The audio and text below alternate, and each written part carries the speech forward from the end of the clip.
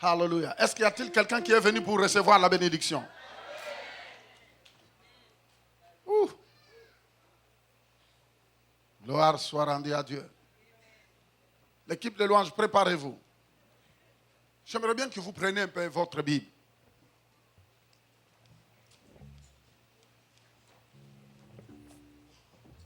Je ne prêche pas vraiment, mais j'aimerais vous donner quelques versets. Psaume 67. Est-ce qu'on peut lire tous ensemble? Allons-y. Le peuple te loue, ô Dieu, tous les peuples. Écoutez bien. Répétez avec moi. Allez-y. J'aimerais bien que tout le monde le lise à haute voix. Allez-y.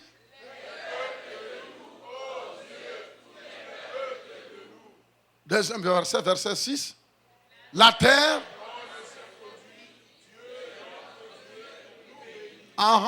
Bon, maintenant, j'aimerais bien qu'on puisse acclamer la parole. Acclamons la parole. Ok. Bon, maintenant, après avoir acclamé la parole, fixez-moi. Dites à la personne à côté de toi, oublie-moi, je ne veux plus te regarder, ne me parle plus. Je vais regarder le pasteur Fofi. Ok. Écoutez-moi bien. Je ne peux pas expliquer tout ce que j'avais expliqué au cours de la semaine, mais je vais seulement permettre au Saint-Esprit de vous donner un bref aperçu. Ici, nous avons expliqué des choses que Dieu aime la louange et les actions de grâce. J'avais montré que là où quelqu'un loue le Seigneur, il ressemble à quelqu'un qui est en train de s'aimer. Je parle d'une vraie louange qui vient du fin fond du cœur. On a parlé au cours de la semaine, nous avons expliqué une vraie louange, pas qui sort avec les lèvres, mais qui vient du fin fond du cœur.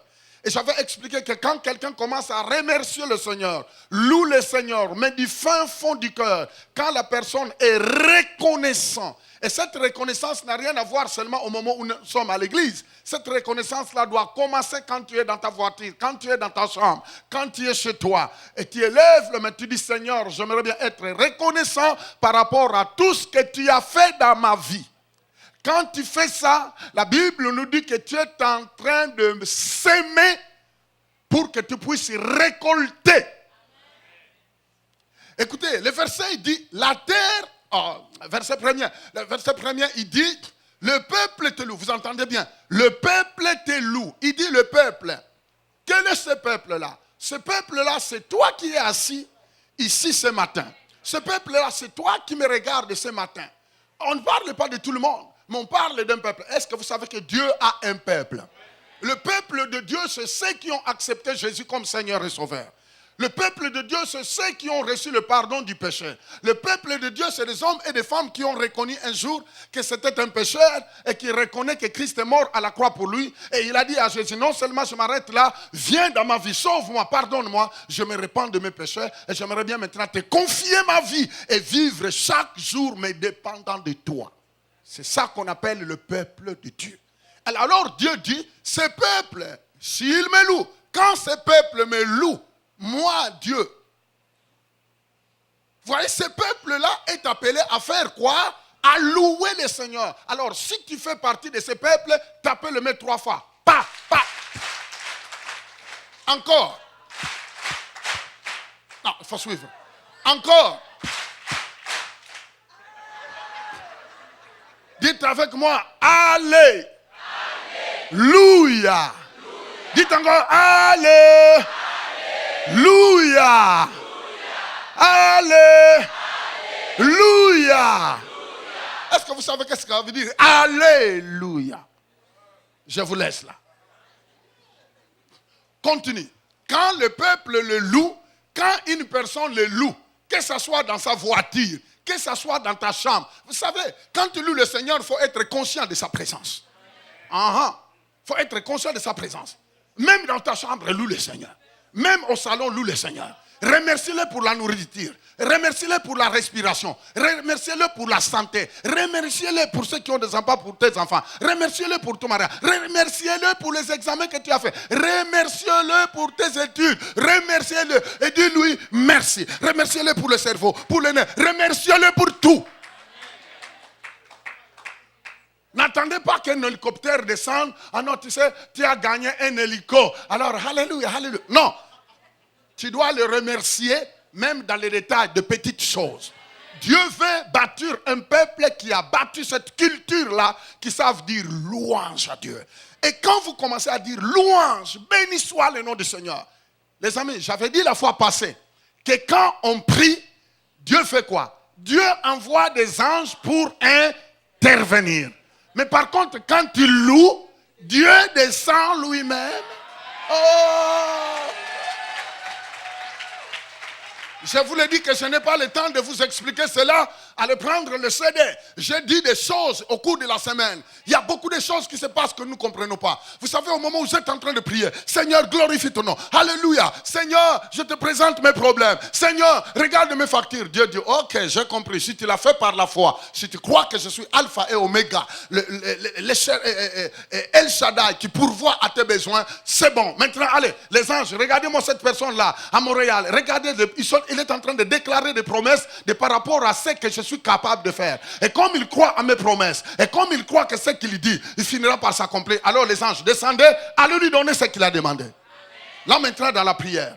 Mais quand il dit, Seigneur, tu es tellement bon, je vis des choses, je vis tout ce que je suis, c'est toi. C'est toi qui as fait ça. C'est toi qui m'as gardé dans les accidents. C'est toi qui m'as donné la promotion. C'est toi qui m'as aidé à réussir à l'école. C'est toi qui m'as donné l'emploi. C'est toi qui m'as donné le mari. C'est toi qui m'as donné cela. C'est toi qui m'as donné ceci. C'est toi qui m'as ouvert les portes. C'est toi. Seigneur, c'est toi. Merci, merci, merci. Ah! Merci. Là, Dieu dit, oh. Aucun ange ne bouge. Moi-même, je descends. La louange fait descendre. Mais pas n'importe quelle louange. Pas des louanges sensationnelles.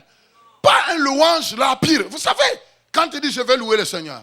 Mais si tu sais que tu mènes des relations sales. Tu vis dans l'impudicité. Veut dire, pour toi. Vous savez, quelqu'un qui loue le Seigneur, il a une identité. Les amis, on ne peut pas. Ce n'est pas parce qu'on a prêché louer le Seigneur que du coup, bon, maintenant je vais louer le Seigneur. Entre-temps, tu vis en concubinage. Entre-temps, ta bouche, mensonge. Entre-temps, tu as une haine dans ton cœur incroyable. Entre-temps, tu as une animosité que tu ne peux pas même pardonner. Même quand tu dis, je vais louer le Seigneur, Dieu te dit, ta louange ne me permet pas de descendre. Parce que la louange qui fait descendre Dieu, c'est une louange qui vient d'un cœur pur. Quelqu'un peut dire amen. Bon, maintenant, écoutez. Quand on loue le Seigneur, qu'est-ce qui se passe? Verset 6. Frère, suivez verset 6. Descendez. Qu'est-ce qu'il dit? Il dit, parce que le peuple loue le Seigneur, parce que le peuple que Dieu s'est acheté loue le Seigneur, Dieu nous bénit et toutes les extra... Ah, non, vous ne me suivez pas.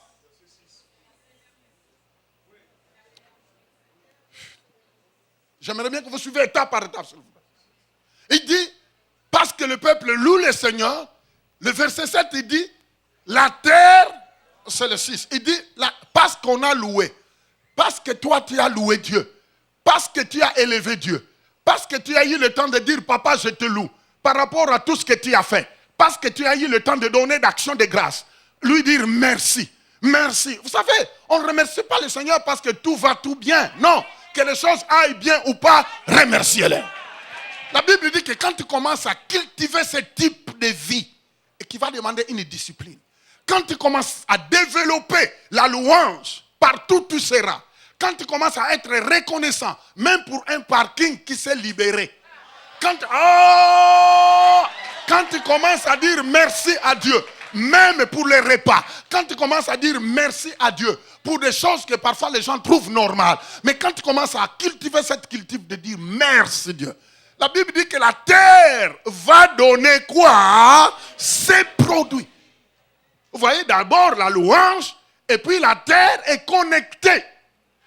Là où on loue Dieu, La terre n'a pas le choix que de donner quoi? Ses produits. Écoutez-moi bien. Je disais, si tu veux voir les produits du Québec te poursuivre, si vous voulez voir tout ce que Dieu a préparé pour toi ici au Québec te poursuivre sans que toi tu le poursuis, louez le Seigneur, parce que la Bible dit qu'après avoir loué le Seigneur, la terre, vous entendez bien, on ne parle pas d'Égyptère ou bien Mars, mais la terre où on est où? Au Québec, à Montréal.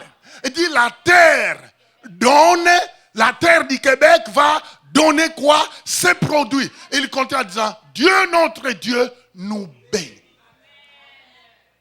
Regardez-moi, s'il vous plaît. Oh, j'aimerais bien me calmer un peu. Regardez-moi, s'il vous plaît. Dieu fonctionne par des principes. J'aimerais bien que nous nous comprenions. Je ne veux pas trop crier. Dieu dit, si toi, mon enfant, si toi, ma fille, tu développes une vie de louange, d'adoration et de reconnaissance, et quand tu le feras, et quand tu vas commencer, et en commençant, tu recommences, et en commençant, tu recommences, et en faisant cela, mais de tout ton cœur, pas d'une manière superficielle. Écoute-moi, ma fille, je parlerai à la terre, je parlerai à Québec, je parlerai à Canada, de donner tout ce qui t'est dû. Il termine en Dieu. Notre Dieu fait quoi? Nous bénit. Les amis, la Bible dit que c'est la bénédiction de Dieu qui enrichit. Voulez-vous connaître la bénédiction? Vous savez, la Bible dit, quand le peuple loue le Seigneur, le ciel s'ouvre. Dieu nous bénit. Et ici, il n'y a aucun verset qui dit que non, quand vous louez le Seigneur, et puis finalement, on verra si les sorciers de votre famille sont en vacances. Non. Dieu dit, quand vous me louez, que vous soyez l'unique personne dans votre famille qui est sain et sauf, qui est sauvé, et que toute la famille est remplie de sorciers, de magiciens, de kibons.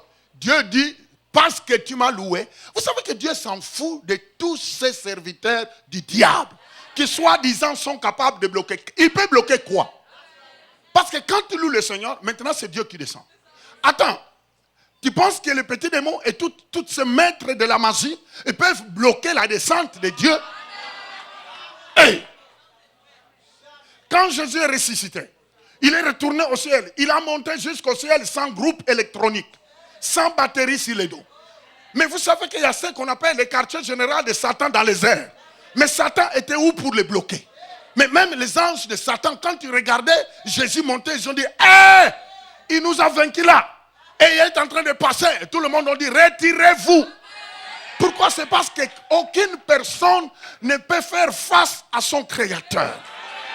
Les amis, mais la Bible dit que celui qui est en vous est plus fort. Comment vous comprenez la parole? Les amis, vous devez comprendre. Ne venez pas chauffer des bancs quand la Bible dit qu'il y a quelqu'un qui est en toi. Qui est celui qui est en toi? Mais c'est Jésus qui est en toi. Qui est celui qui est en toi? C'est le Saint-Esprit qui est en toi. Qui est celui qui est en toi? C'est Dieu le Père qui est en vous. Et la Bible dit que celui qui est en vous est plus puissant que toutes les forces démoniaques qui travaillent dans ce monde.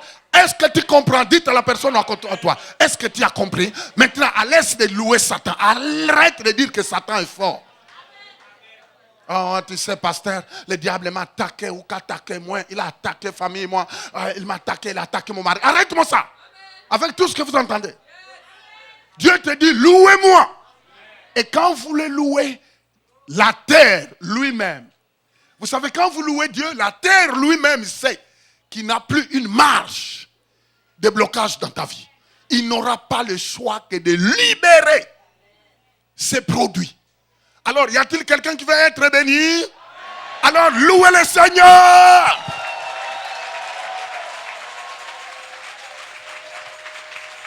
Passons.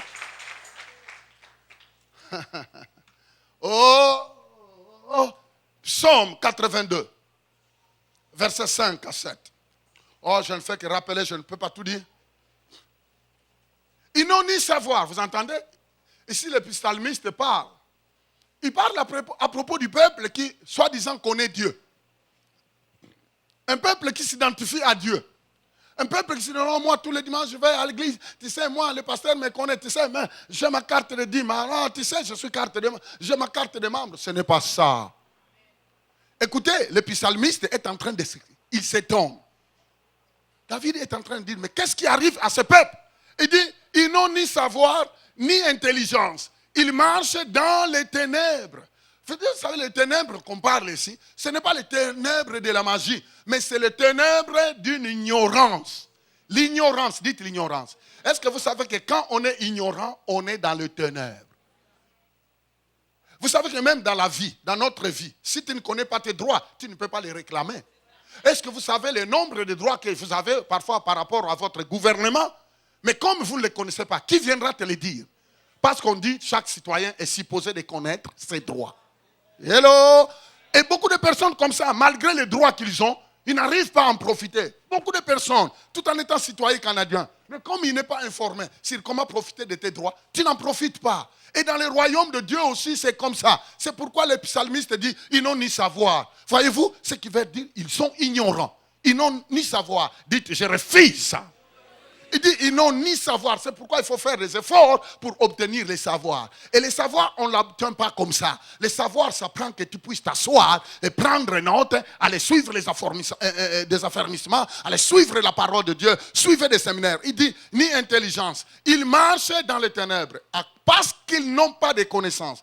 Parce qu'ils n'ont pas les savoirs, c'est ça qui fait qu'ils marchent dans l'ignorance. Et pour marcher dans l'ignorance, qu'est-ce qui arrive? Tous les fondements de la terre sont ébranlés. Tu te rends compte? Parce qu'ils marchent dans leur ignorance. Oh mon Dieu. Descendez en bas. Descendez.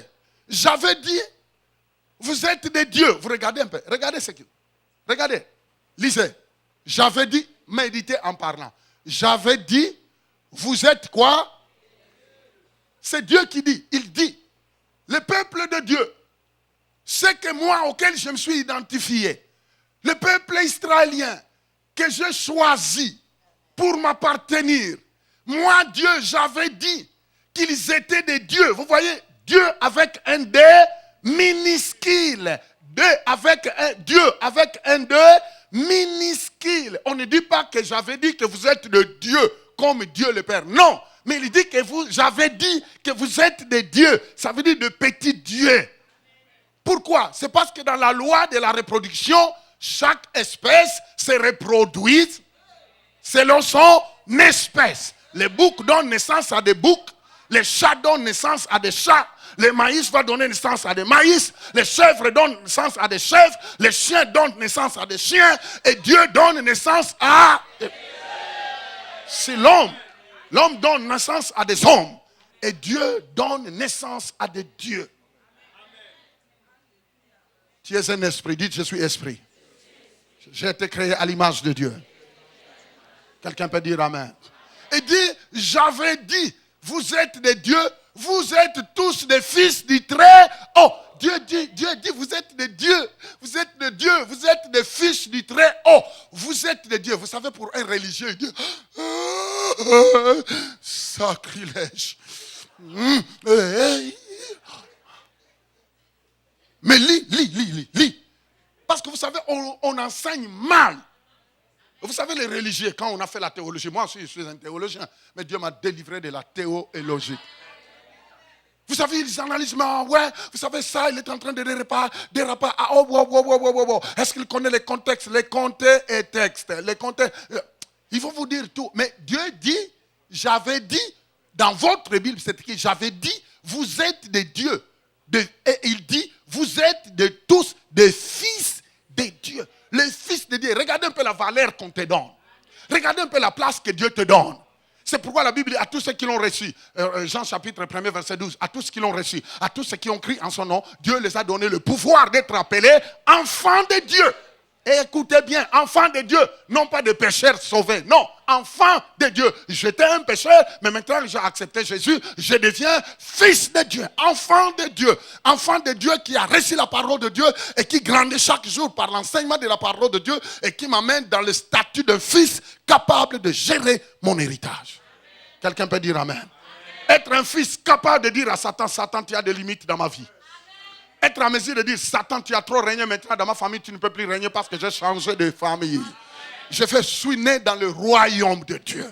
Je suis fils de Dieu et étant fils de Dieu, je suis connecté à Dieu. Lui, il est le cep et moi, je suis le sarment.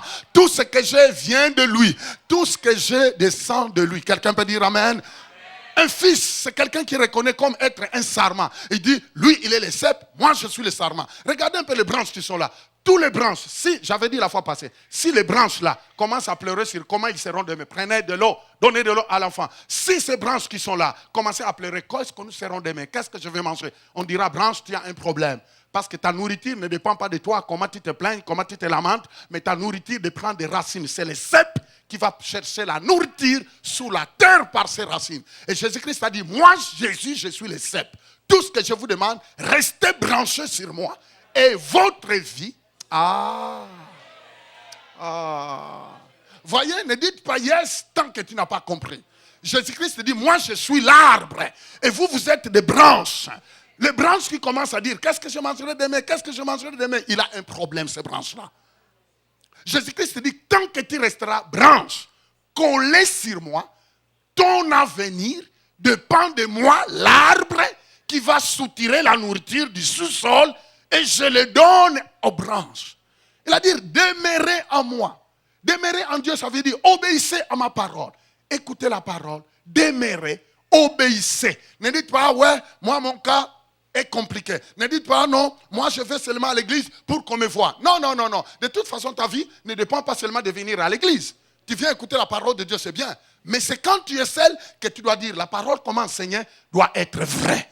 Je vais la valer, je vais l'exercer. Le Seigneur est en train de dire, mais comment ça? J'avais dit que vous qui croyez en Jésus, j'avais dit que vous qui avez accepté Jésus comme un sauveur, Seigneur et sauveur, non seulement vous êtes des enfants, mais vous devenez des fils. Vous êtes des dieux. Et je ne comprends pas de personnes que Dieu traite pour des dieux. C'est Dieu lui-même qui te dit, tu es Dieu parce que tu es mon fils.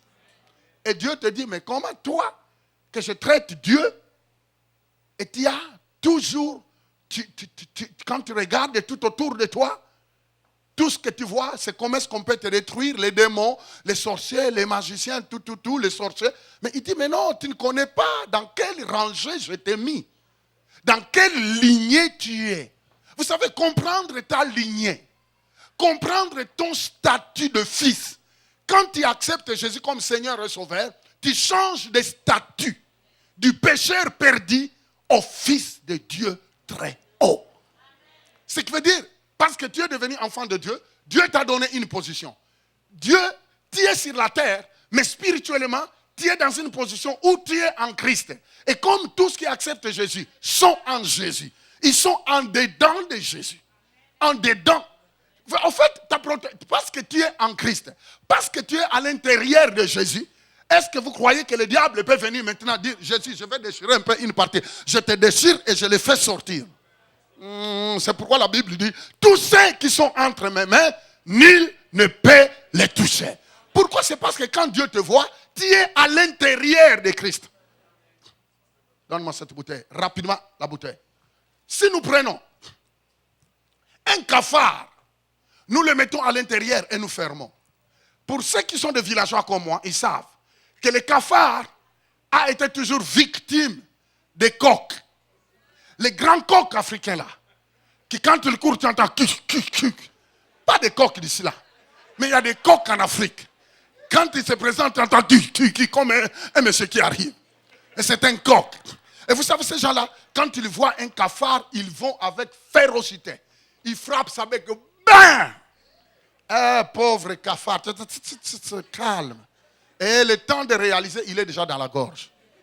Mais si vous prenez le même cafard qu'on venait de faire, qu'on venait de donner un coup de bec, prenez-le, mettez-le plutôt pas avec une bouteille comme ça là, mettez-le dans une bouteille en verre, fermée, et exposez-les devant des poules et des coqs. Les coqs viendront en courant et tout le monde vous verra. La plupart des cas, quand ils voient un cafard, ils courent tous. Alors vous allez voir que la première qui arrivait frappe et gagne. Mais comme le cafard est à l'intérieur vitré, d'une bouteille vitrée, quand le coq frappe sa tête, gagne. Il disait, mais moi je croyais qu'il était exposé.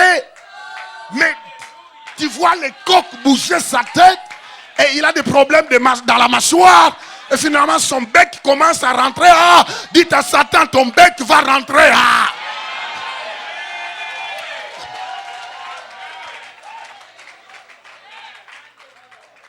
Dites à Satan que non, ton bec, ta bouche là, va souffrir. Parce qu'il y a d'autres coqs qui sont petits. Malgré qu'il a frappé la première fois, il dit non, je crois que je rêve. Il fait ça. Et il frappe encore. Il dit, hey. Il fait encore ça. Il dit, mais ce n'est pas possible. Mais le cafard est là, calmement. Le cafard est là. Il voit les becs. Mais il dit, mais je ne comprends pas. Il ne peut pas me prendre. Il ne peut pas m'avoir. Alors là, le coq parfois fait ça. Vous savez, il y a des moments où le diable va faire comme s'il s'énerve.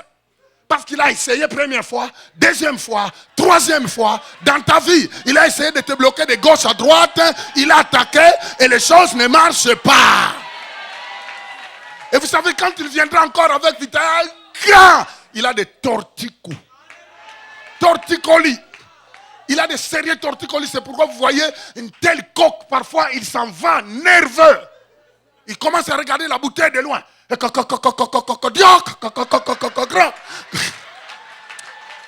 me provoquez pas. Il dit, j'ai raté ma nourriture, j'ai raté ma nourriture, je ne comprends pas. Il dit, mais comment ça? J'ai frappé. Mais attends, il a l'air d'être vide, exposé, mais malheureusement, il est protégé. Lève la main, je loue le Seigneur, parce que je suis en Christ. Personne ne peut m'atteindre. Les gens diront tout ce qu'ils veulent. Mais je suis sous la protection de Dieu.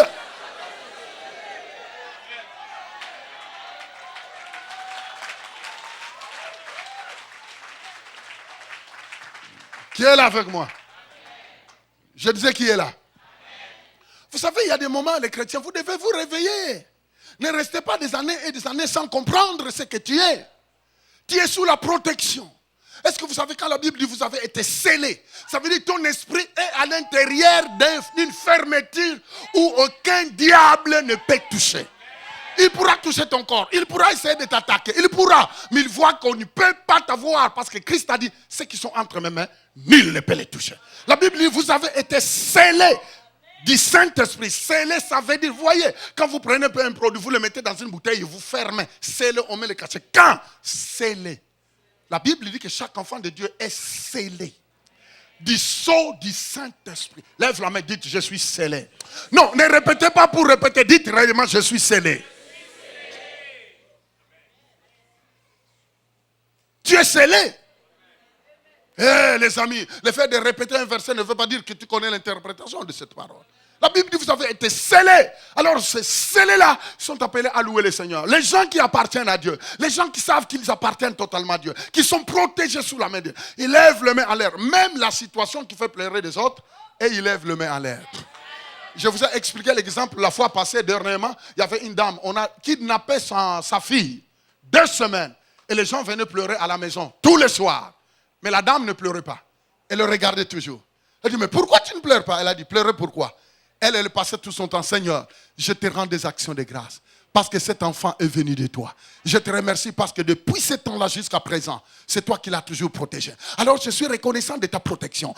Pendant 2 semaines, les gens ont dit, cette dame est folle. Est-ce qu'elle n'a pas comploté pour qu'on vole son fils, pour qu'on dise... Non, non, non, non, elle s'en foutait du tout. Vous savez, il ne faut pas... Les gens, j'avais dit la fois passée, les gens peuvent venir pleurer, mais ils ne te donneront pas la solution.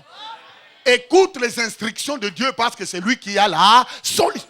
Les gens viendront pleurer, mais ce n'est pas eux qui te feront sortir de ta situation. La fois passée, j'avais dit que quand quelqu'un veut sortir d'un trou, on lui laisse des cordes. Quand on jette les cordes, la personne qui veut sortir du trou, qu'est-ce qu'il fait? Il lève les mains pour saisir les cordes, pour lui faire sortir du trou. Et la Bible dit, quand tu lèves tes mains en l'air dans la louange, tu sors du trou. Les jours que tu vas commencer à lever tes mains, commencer à louer le Seigneur, c'est pourquoi moi, vraiment, je ne comprends pas les églises, surtout en Amérique, ici même en Europe. Quand on dit, lèvons les mains, louons le Seigneur, tu les vois. Personne ne sait lever les mains. Les amis, les pentecôtistes, normalement, quand on dit, lèvons nos mains, les mains en l'air. Vous allez voir que parfois même de rhumatisme là de mains, quand tu gardes tes mains en l'air pendant 2, 5, 10 minutes, la gloire de Dieu va descendre, tu seras étonné comment ces douleurs-là, tu dis, oh, mais j'avais des douleurs, non? C'est parti. Mais comment c'est fait? Mais c'est parce que quand tu lèves le main, la gloire de Dieu descend. Et quand il descend, il va dire, rhumatisme, toi, ta place n'est pas là. Il va dire, maladie de main, toi, et toi.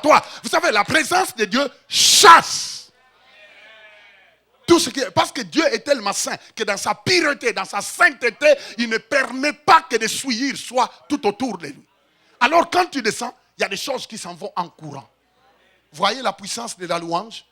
Voyez la puissance qui se cache dans la louange. Voyez la puissance qui se cache dans l'action de grâce. Quand tu es reconnaissant et quand tu loues Dieu par rapport à ce qu'il a dit, que ce qu'il dit c'est oui et amen. Et quand tu commences à l'adorer, que c'est un Dieu grand, c'est un Dieu puissant, c'est un Dieu intelligent. Tout, oh, loué soit le nom. J'étais en train de dire à une famille, oh pasteur, tu sais, mes enfants ont des problèmes, ils n'arrivent pas à réussir à l'école. Je dis, oh, tu as prié, tu as chassé tous les démons, oui. Tu as fait, mais rien ne change, oui. Commencez à louer le Seigneur. Remerciez le Seigneur, dites Seigneur, c'est toi qui les as aidés, je sais, je vais te louer parce que les situations vont changer. Vous savez ce qui est arrivé? Les gens qui recevaient toujours 42, 44, maintenant c'est 80 quelques. A dit, en bon ça marche? Je dis, oui, ça marche. Oui, ça marche. C'est pourquoi le diable ne veut pas que les gens le sachent. Que la louange a une puissance. Qui est prêt à louer le Seigneur avec moi? Je disais, qui est prêt à louer le Seigneur avec moi? Qui est prêt à louer le Seigneur avec moi? Béni soit le nom du Seigneur. Alléluia. Prenez Psaume 66, versets 1 à 3, et puis on arrête. Psaume 66. Oh, alléluia. Lisons tous ensemble. Au chef des chantres, cantique, psaume. Il dit, poussez vers Dieu des cris de joie. Vous tous, habitants de la terre. Quelqu'un peut dire amen. Il dit quoi? Il dit poussez. Quand on dit pousser, ça veut dire, ah, est-ce que je vais entendre quelqu'un dire pousser?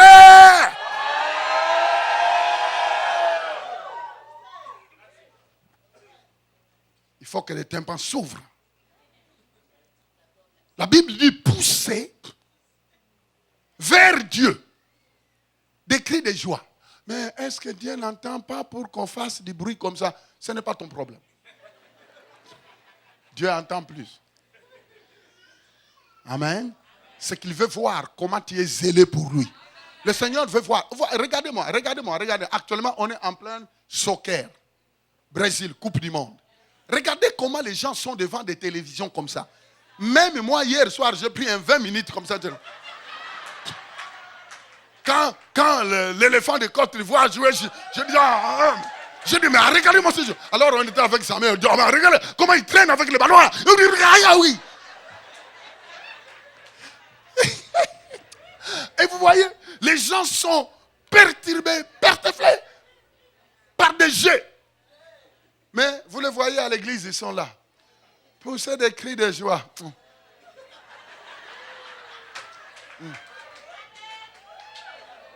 Devant auquel je connais, il y a d'autres personnes qui glissent même dans leur salon. Et disent, dit Marco, va. Mais pourquoi ici à l'église tu ne peux pas louer? Et quand on dit louer, la personne.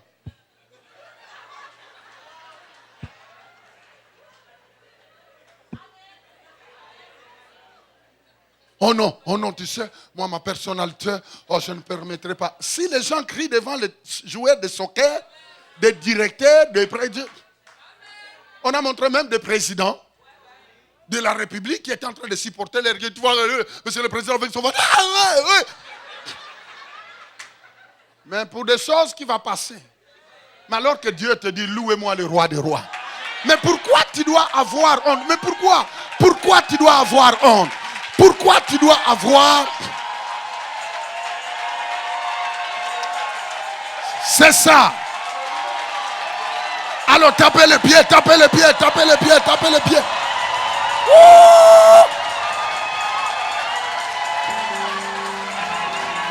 Alléluia. Amen. Restez debout parce que là, je vois que ça commence à monter.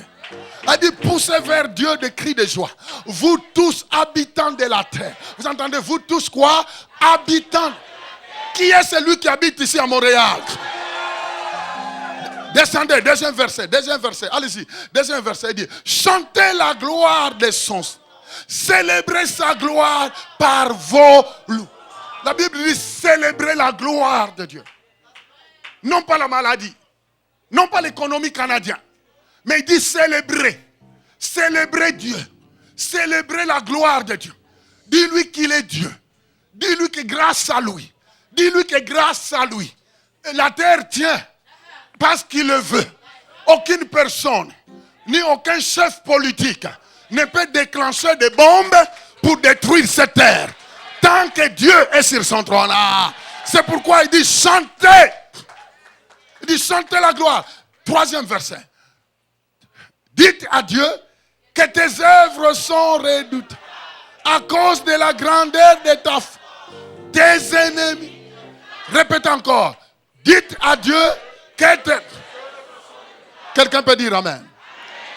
Le psalmiste dit vous, enfants de Dieu, vous devez vous ouvrir vos bouches et dire à Dieu. Mais dire avec ta bouche, tu dois parler à qui? Tu vas le parler d'une manière de louange. Tu vas lui dire au Seigneur, tes œuvres sont redoutables. Les amis, je ne sais pas si vous comprenez de quoi on parle. Et tu dis à Dieu, même en arrivant chez toi, tu vois toutes les menaces à la maison. Tu vois toutes les factures. Je ne sais pas quel type de problème dans ta famille. La débandade parmi les enfants. Débandade de foyer. Débandade familiale. Dieu te dit, dis à Dieu, à partir de ta maison, à partir de ta chambre, tu regardes, tu pèses les pour et les contre. Tu vois que ta famille est en débandade. Mais toi, tu prends ce verset. Tu ouvres la Bible. Tu dis, je dis à Dieu que tes œuvres sont redoutables.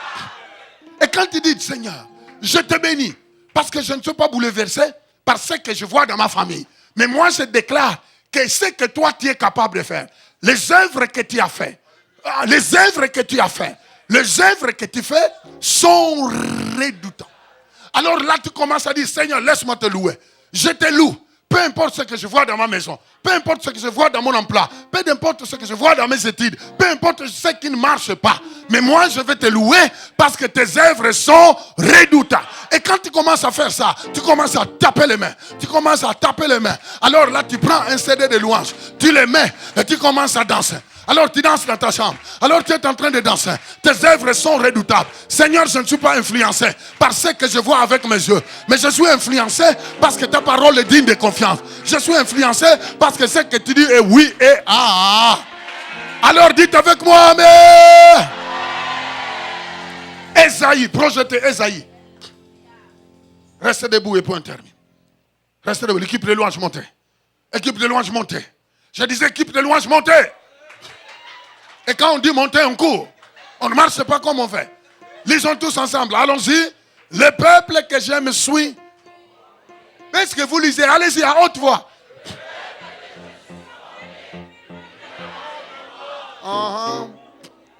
La Bible dit le peuple que je me suis formé. Ici, Dieu est en train de dire mon peuple. Le peuple que moi, Dieu, je me suis formé. En qui? En Christ. Le peuple que je me suis créé en Christ. Tous ceux qui sur la terre, qui ont dit de Jésus, Seigneur et Sauveur. Il dit ce peuple-là, loue. Il dit louez, mais glorifie par les louanges. Mes frères et sœurs, oh s'il vous plaît, non qu'il te doit changer d'envergure.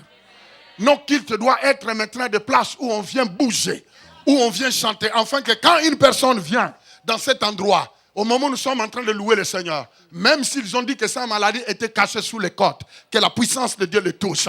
Quand Dieu va descendre, au moment où on le loue, quand nous le louons et que sa présence descend, quand nous le louons et que sa gloire descend, que toutes les maladies soient éradiquées au nom de... Je disais au nom. Que toutes les maladies soient éradiquées au nom. Que toute frustration soit éradiquée au nom. Que toute confusion parte au nom. Que toute confusion de la famille parte au nom. Que tout trouble familial parte au nom. Que tout problème dans le portefeuille parte au nom. Alors louez. allez-y, allez-y, allez-y, allez-y, allez-y, allez-y, allez-y, allez-y, allez-y, allez-y, allez-y, allez-y, allez-y, allez-y, allez-y, allez-y, allez-y, allez-y.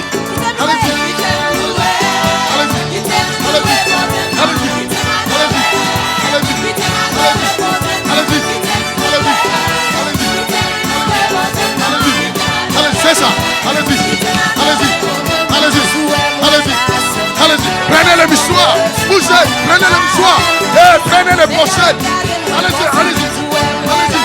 Allez-y. Allez-y. Allez-y. Allez-y. Allez-y. Allez-y. Allez-y. Yes, sir. Oh. Je ne vous vois pas. Faites ça. Louez-le. Louez-le. Oh. Allez-y. Allez-y. Allez-y. Allez-y. Allez-y. Allez-y. Allez-y. Allez-y. Allez-y. Allez-y. Allez-y. Allez-y.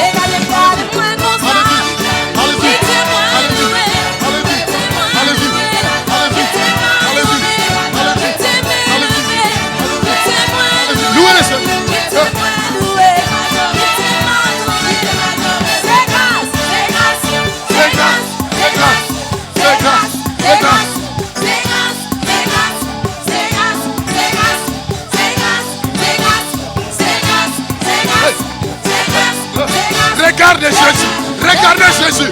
Dis-lui, laisse-moi danser pour toi.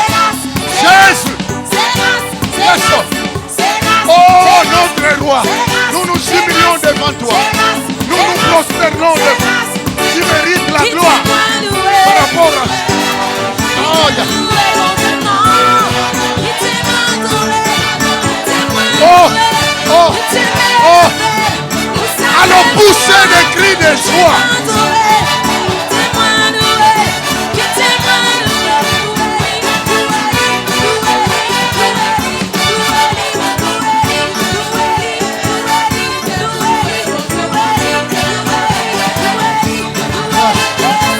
La gloire, Père. Tu mérites la gloire. C'est grâce, c'est grâce, c'est grâce, c'est grâce, c'est grâce, c'est grâce, c'est grâce, c'est grâce, c'est grâce, c'est grâce, c'est grâce, c'est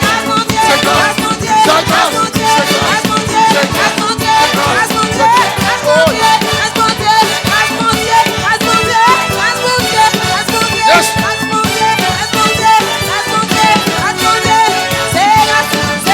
grâce, devant Jésus, on est venu.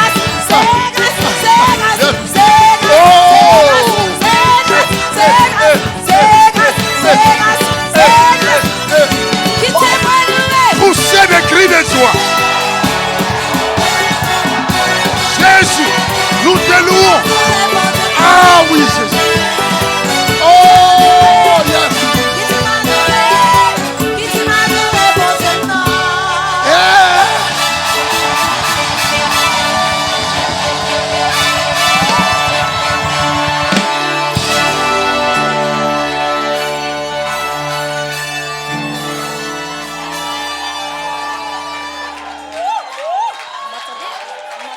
Hallelujah. Hallelujah. Je disais Hallelujah. Louez, louez. Gloire à Dieu.